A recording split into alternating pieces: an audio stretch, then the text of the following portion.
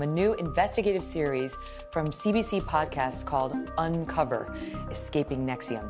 The Canadian podcast climbed the iTunes charts in several countries, in no small part because of the bizarre story it tells. Imagine a hot laser dragged across your flesh for 30 minutes without anesthetic. It looks at Vancouver's Sarah Edmondson and her strange time inside a self-help group called NXIVM that she says forced her to be physically branded. It was worse than childbirth. A secretive organization with a mysterious leader. I'm very devilish, and I think I'm probably the worst coach in the world because I'm just a demon. He's now been arrested in the U.S. along with a member of Canada's wealthy Bronfman family. Both deny any wrongdoing. Claire Bronfman stands to inherit the Seagram's liquor fortune. Facing charges in connection with the suspected sex cult known as NXIVM. But it was a chance meeting between former childhood friends Edmondson and journalist Josh Bloch that led to the podcast. So you know Sarah Edmondson personally.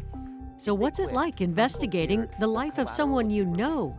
Josh Bloch is the host of Escaping NXIVM. We reached him in New York. So Josh, this story is in many ways, I mean, it's just so wild.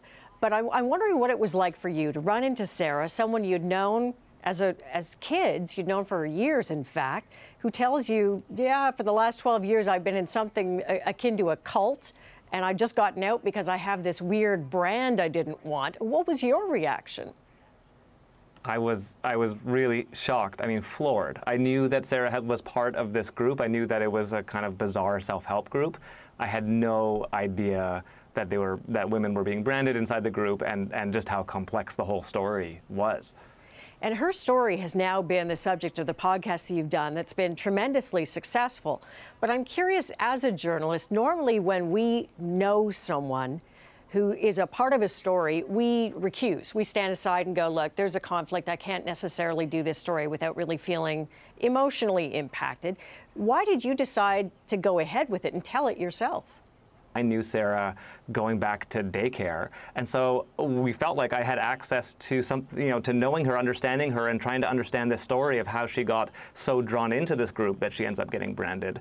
So, part of it, I also think that there is a convention in the podcast world and almost an expectation from listeners that the host is a full person, is a character. We're situated in the story, and there is room for that. There's a history of people doing that kind of work in the podcast realm.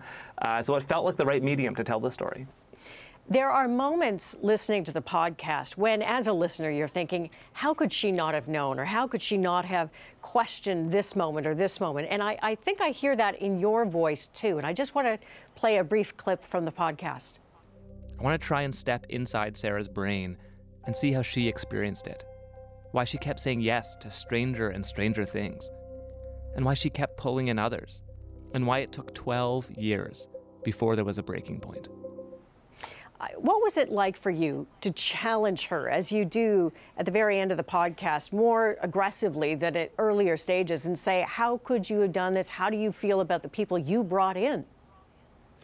Yeah, I think that feeling that, when I work on any story, you want to find the balance in the story. And that feeling was amplified in some ways. I recognize that listeners might think that, might perceive that I would have some kind of bias going into the story or softball it.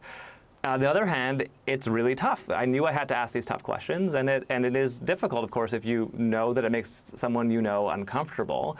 But I felt even more responsibility in this case to make sure that we got the balance, to make sure that if listeners had any question about whether we were going to tell the other side of the story, that would be told. How has she responded to the podcast? She's, at moments, she didn't listen for a while, and just recently she listened to it, and she was texting me in real time as she listened to it, which was actually kind of stressful for me, because I knew that there were parts coming up that were difficult for her to hear. And she has acknowledged that it is difficult to hear. She also has been very grateful and has felt that by and large it is an accurate story and a fair depiction of her story. What a story it is, and I guess we'll be following it in the courts as well. Thanks for joining us, Josh. Thank you so much.